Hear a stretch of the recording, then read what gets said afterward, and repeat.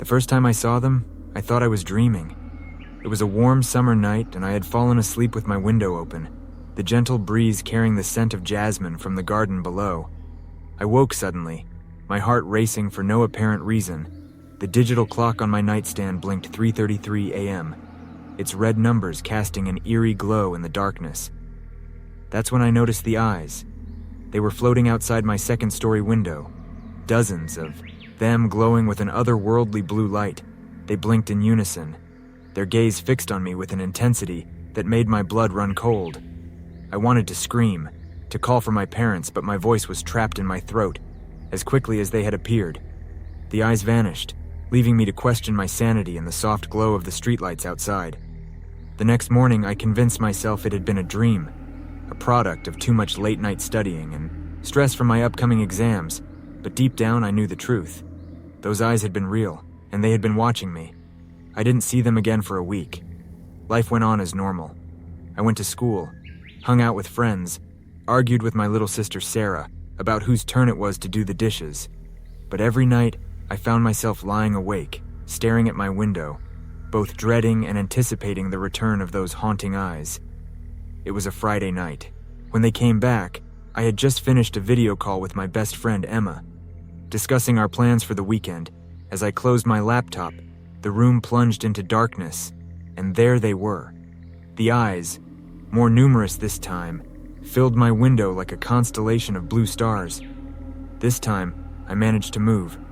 I scrambled out of bed, my feet tangling in the sheets, and fell to the floor with a thud. When I looked up, the eyes were gone, but I could have sworn I heard a soft collective chuckle echoing in the night air. "Mia, are you okay?"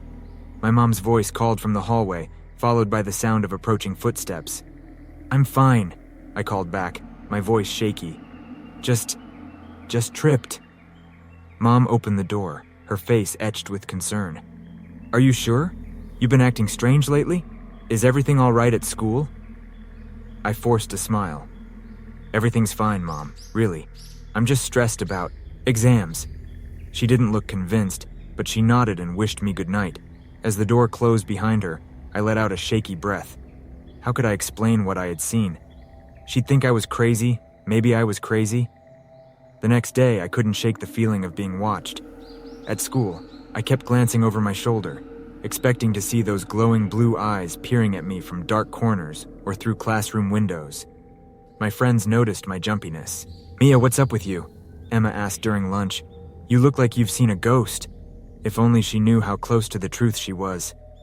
I mumbled some excuse about not sleeping well and changed the subject, but as the day wore on, my anxiety grew. What were those eyes? Why were they watching me? And most importantly, what did they want? That night, I decided to stay awake. I stocked up on energy drinks and settled in for a long night of watching and waiting. Hours passed and my eyelids grew heavy. Just as I was about to give up and go to sleep, I saw them. The eyes appeared suddenly, filling not just my window, but seemingly every window in the house. They blinked in perfect synchronization, their eerie blue glow casting shadows that danced across my walls. And then, to my horror, I heard a voice, or rather, voices, hundreds of whispers, all speaking in unison. "Mia, come to us, Mia." I clapped, my hands over my ears, but the voices continued, growing louder and more insistent. "Don't be afraid, Mia. We've been waiting for you. It's time to see the truth." "What truth?" I whispered, my voice trembling. "What do you want from me?" The eyes seemed to pulse with excitement. "The truth about the world, Mia. The truth about what lies beyond the veil of reality. We can show you wonders beyond your wildest imagination." Part of me, a small, curious part that I was ashamed to acknowledge, wanted to know more, but a larger part was terrified, desperate to cling to the safety of the world I knew. "No," I said, my voice stronger now. "Leave me alone. I don't want to see." The whispers turned angry, hissing and spitting like a nest of disturbed snakes. "You don't have a choice, Mia. The gift is in your blood. You can't ignore it forever." Gift? What gift? I wanted to ask more, but at that moment my bedroom door burst open. Sarah stood there, her eyes wide with fear. "Mia?" she whispered. Do you see them too?" Before I could answer, the eyes vanished, leaving us in darkness. I rushed to my sister, wrapping her in a tight hug as she began to sob. "It's okay," I murmured, though I was far from sure myself. "They're gone now." But even as I comforted Sarah, I couldn't shake the feeling that this was just the beginning. The eyes had said I had a gift, that it was in my blood. Did that mean Sarah had it too? Over the next few weeks, the visitations became more frequent, more intense. The eyes would appear at all hours, not just at night, whispering promises and threats. Sarah and I tried to ignore them, to go about our lives as if everything was normal. But how could anything be normal when your world had been turned upside down? Our parents noticed the change in us. We were jumpy, distracted, constantly looking over our shoulders. They took us to doctors, therapists, even a child psychologist. But how could we explain what was happening without sounding crazy? So we lied, told them we were having nightmares, that we were struggling with school stress. They didn't believe us, not entirely, but what else could they do? One night, about a month after the first appearance of the eyes, I woke to find Sarah standing by my bed, her face pale in the moonlight. "They're calling us, Mia," she whispered. "They want us to go outside." I sat up, instantly alert. "We can't, Sarah. You know we can't." But even as I said it, I could hear the whispers, louder and more insistent than ever before. "Come to us, children of sight. Come and see the wonders that await you." Sarah's hand found mine, squeezing tightly. "I'm scared, Mia, but part of me wants to go. Is that crazy?" I shook my head, understanding all too well. "No, it's not crazy. I feel it too, but we can't trust them, Sarah. We don't know what they really want." As if in response to my words, the whispers grew angry. "You can't resist forever, children. The gift demands to be used. If you won't come willingly, we'll have to take more drastic measures." Suddenly, the room began to shake. Pictures fell from the walls, books tumbled from shelves, and outside, the eyes grew, brighter, their glow so intense it was almost blinding. "What's happening?" Sarah cried, clinging to me before I could answer. Our bedroom door burst open. Mom and Dad rushed in, their faces pale with fear. "Girls!" Mom screamed, reaching for us. In that instant, everything stopped.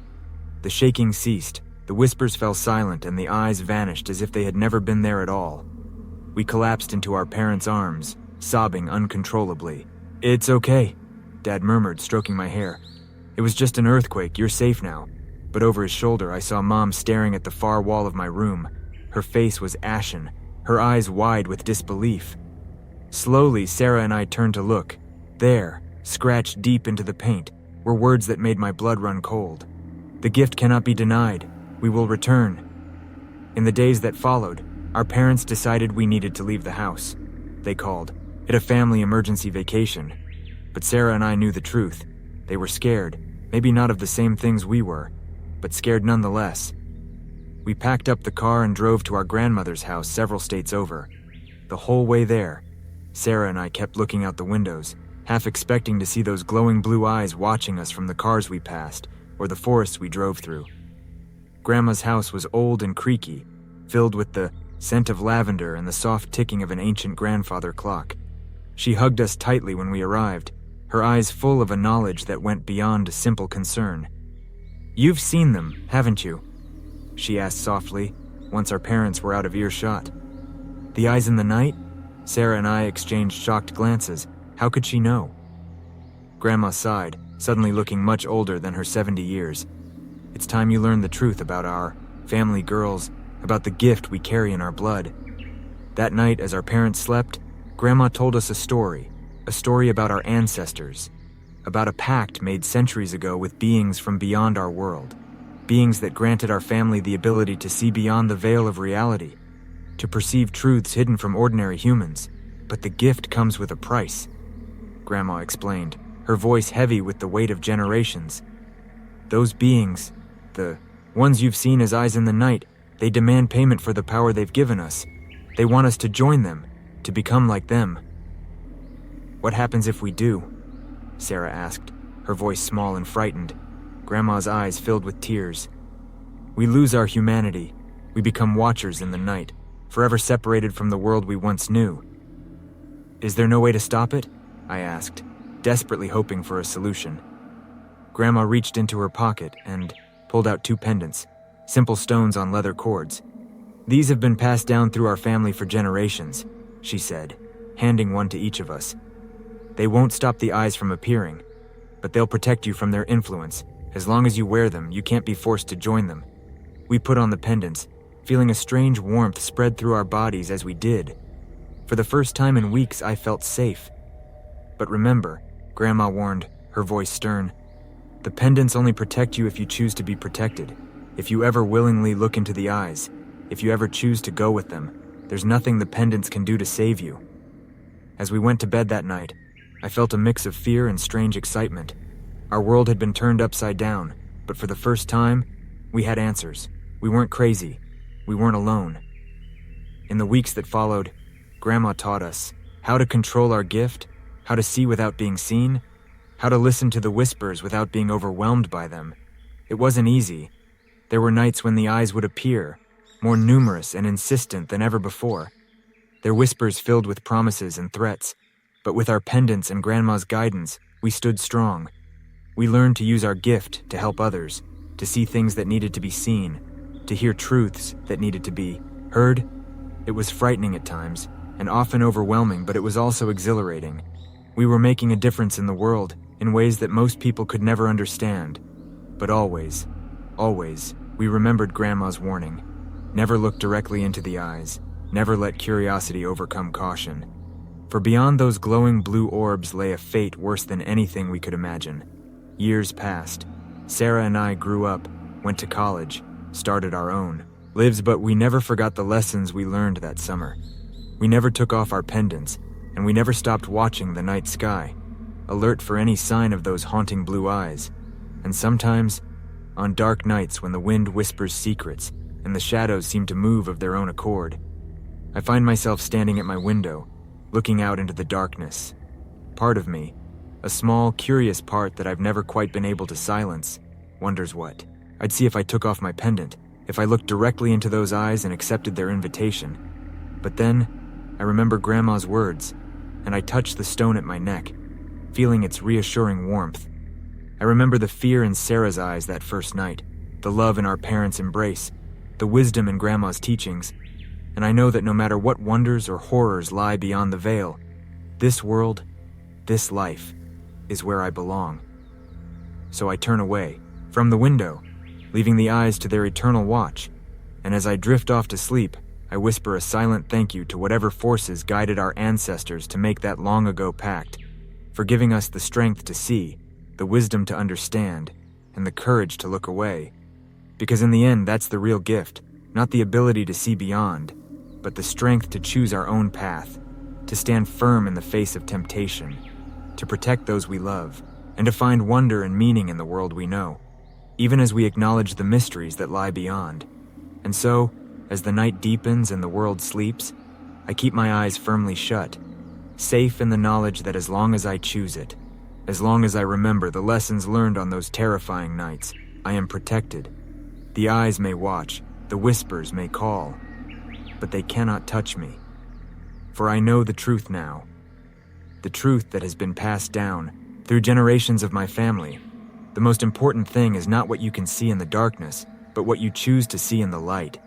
And as long as I remember that, as long as I keep my eyes focused on the beauty and love in this world, I will always find my way home.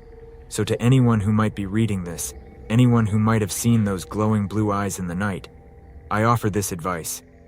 Don't look outside the eyes at night. Keep your gaze fixed on the world you know, on the people you love, for there lies true magic, true wonder, and true safety.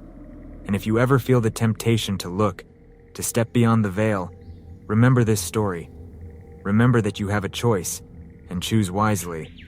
For in the end, it's not what we see that defines us, but what we choose to do with the sight we're given.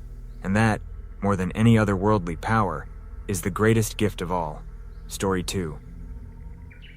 I never believed. In ghosts, not really. Sure, I'd get spooked by a creaky floorboard or an unexplained shadow now and then, but I always chalked it up to an overactive imagination. That is, until I moved into the old Victorian house on Maple Street. My name is Alex, and I'm Mia and Sarah's cousin. You might have heard their story about the eyes in the night. Well, this is my story. It's different, but no less terrifying. And it all started with the whispers. I just turned 18 and was starting my first year of college. Aunt Clara, Mia and Sarah's mom, had inherited this massive old house from a distant relative, and she offered to let me live there rent-free while I attended the nearby university. It seemed like a dream come true. Little did I know it would turn into a nightmare. The house was beautiful in a haunting sort of way.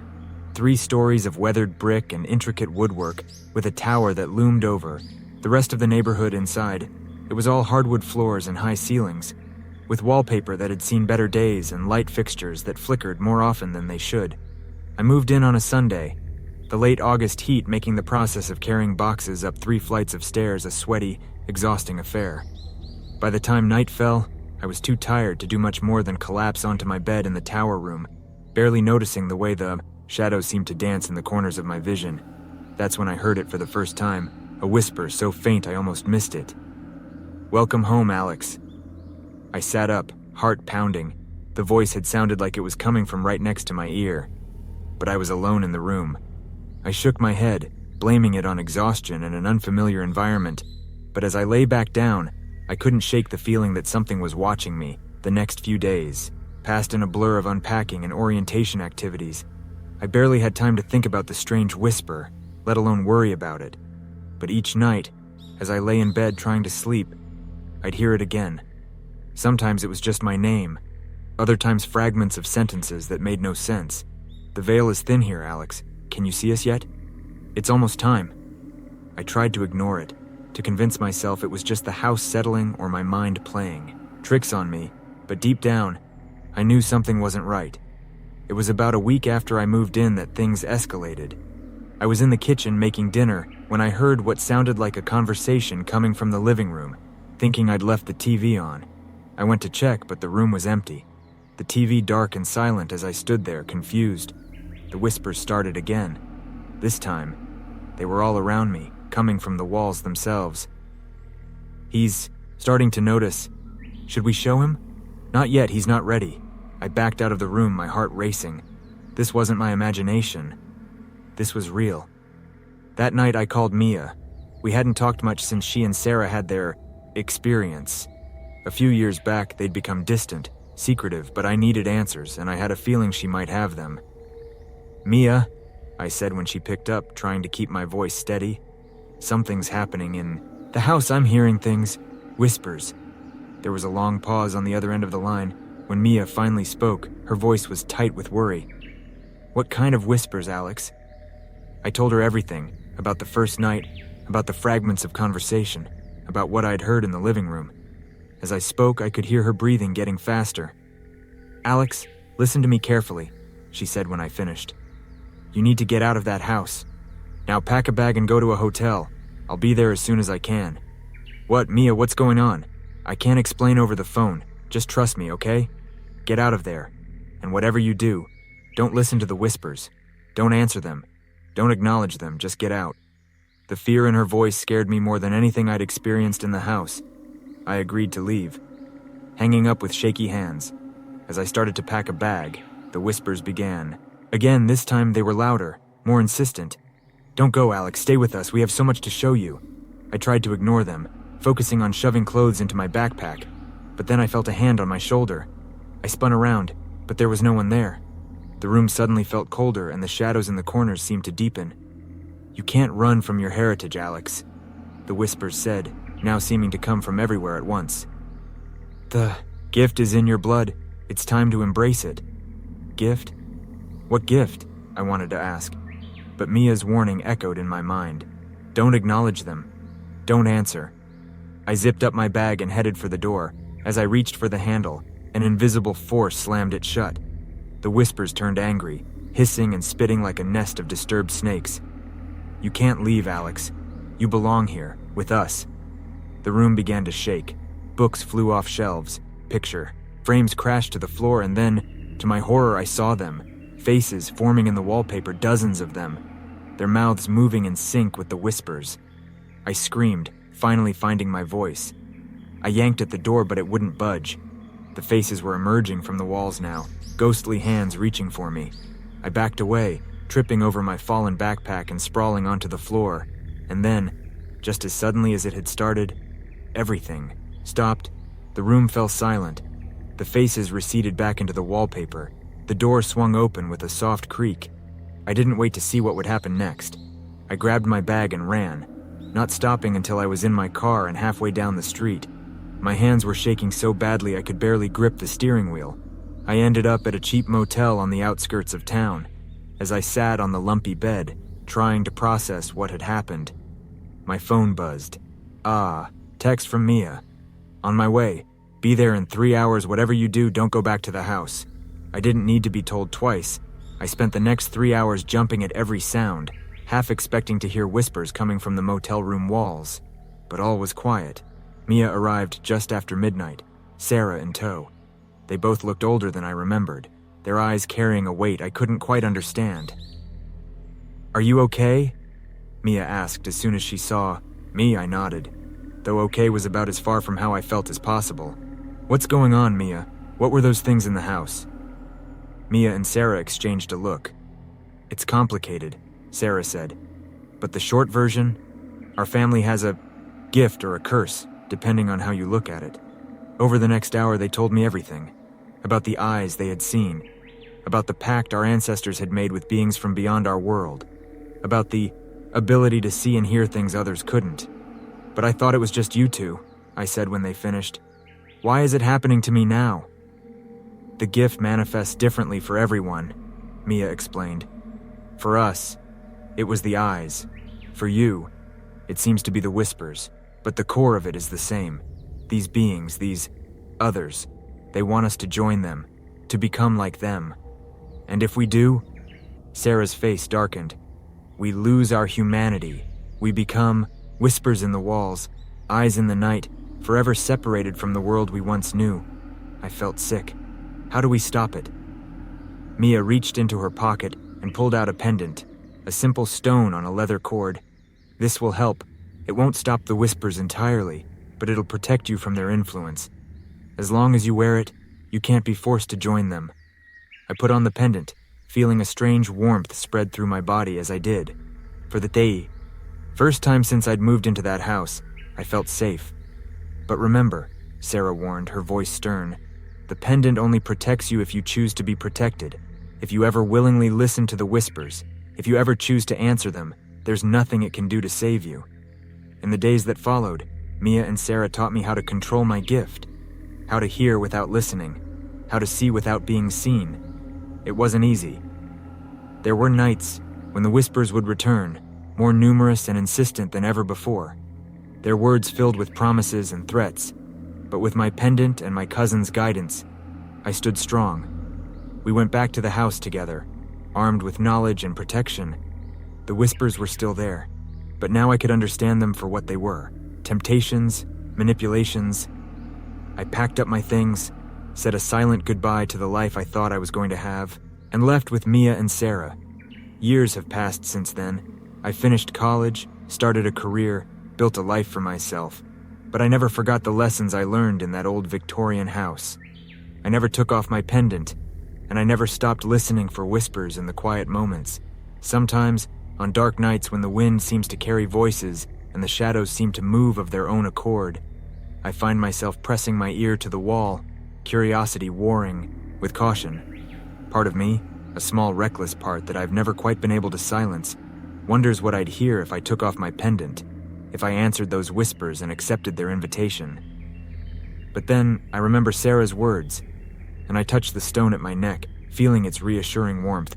I remember the fear in that motel room, the love in Maya and Sarah's teachings, the strength we found together. And I know that no matter what secrets or power those whispers promise, this world, this life is where I belong. So I step away from the wall, leaving the whispers to their eternal murmurings, and as I go about my day, I whisper a silent thank you to whatever forces guided our ancestors to make that long-ago pact, for giving us the strength to hear, the wisdom to understand, and the courage to stay silent. Because in the end, that's the real gift. Not the ability to hear beyond, but the strength to choose our own path, to stand firm in the face of temptation, to protect those we love, and to find wonder and meaning in the world we know. even as we acknowledge the mysteries that whisper just beyond our understanding.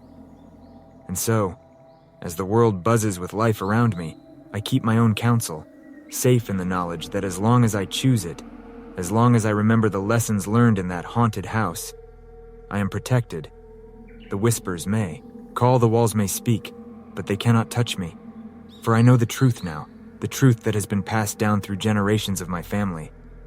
The most important thing is not what you can hear in the silence, but what you choose to say in the noise of life. And as long as I remember that, as long as I keep my voice raised in celebration of this world and its wonders, I will always find my way home.